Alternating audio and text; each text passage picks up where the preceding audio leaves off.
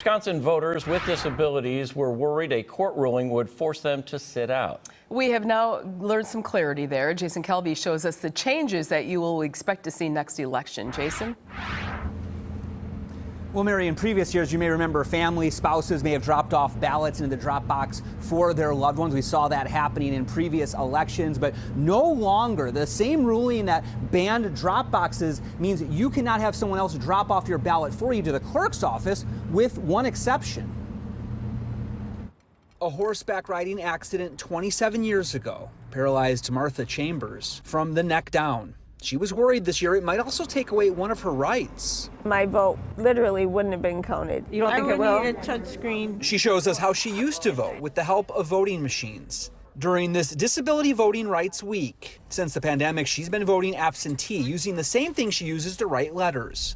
So this is how I would write. At that point, because it's an absentee ballot, it has to be folded, put in the envelope, and then either mailed or given to a clerk. Those steps I cannot do. But in July, the Wisconsin Supreme Court agreed with a lower court ruling that voters have to return their own ballots to clerks. Their ruling did not address people with disabilities. The justices made a point of saying they weren't deciding if voters have to personally mail their own ballot. Chambers and others with disabilities sued in federal court over the confusion. The judge sided with them, pointing to the Federal Voting Rights Act. Yay! It's really pretty cool. I haven't been involved in such a thing. So to have a win, it's wonderful. The judge ordered the Wisconsin Elections Commission to give clerks guidance on this issue. Last week they did, saying voters with disabilities can choose anyone to help. It just can't be their employer or an officer of their union. Voters with disabilities won't have to prove they need help.